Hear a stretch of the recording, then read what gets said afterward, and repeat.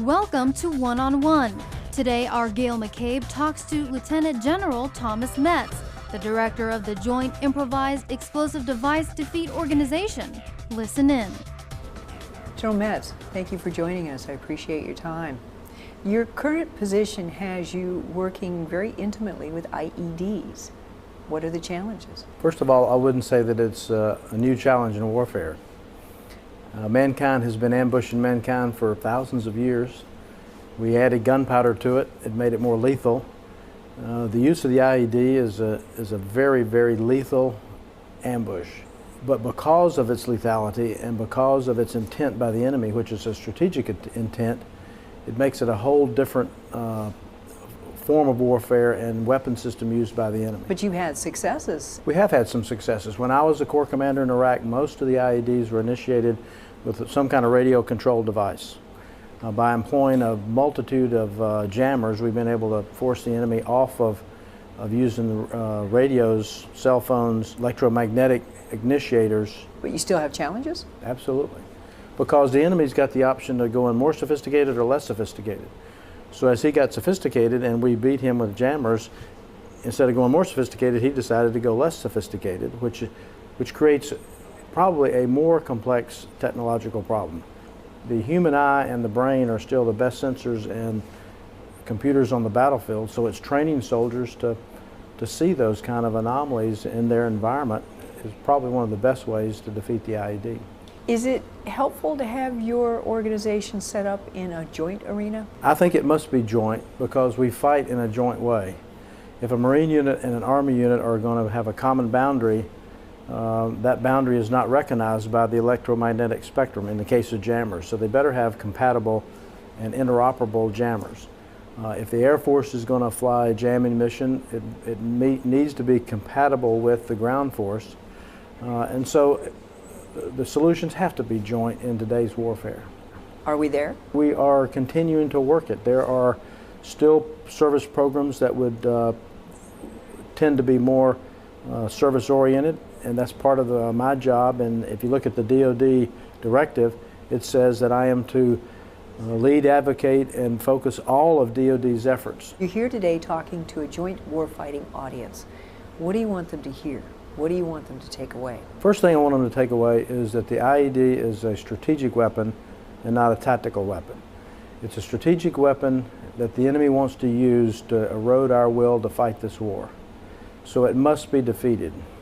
Because if it's not defeated in Afghanistan and Iraq, then I predict it'll become the weapon of choice of every thug in the world, and then we've got a real problem. And the problem that I don't want to manifest itself is when and if it were to come to the homeland, because it's just too simple to build and use to let every thug think that it will influence senior leaders of our country or any other country. If you had a wish, one wish that would help you in the fight against IEDs, what would that wish be?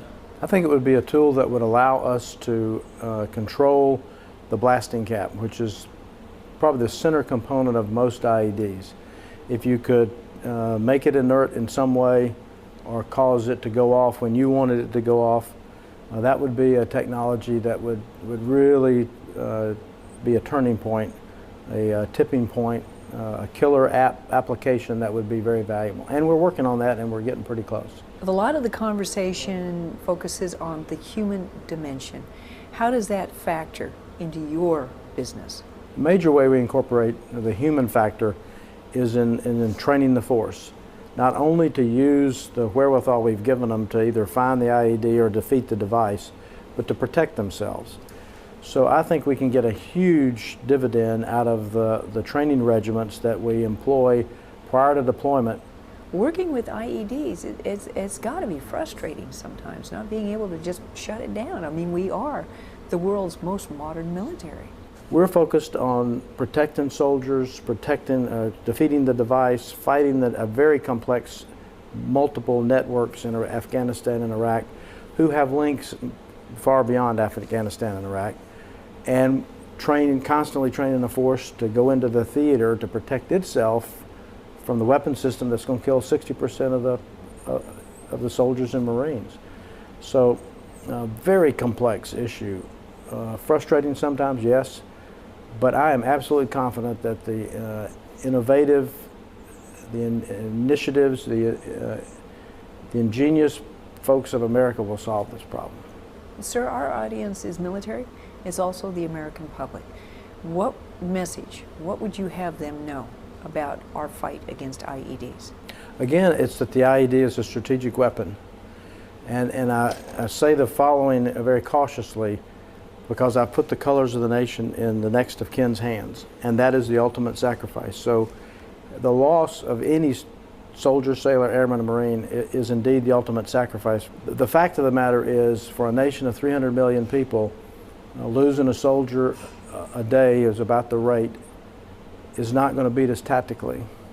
It wears our will down, and the enemy is using it for a strategic influence, a strategic purpose, and we can't let him win that, because again, every thug in the world then just accepts the fact that that's the weapon of choice, and it proliferates and comes to the homeland, and we don't want that to happen.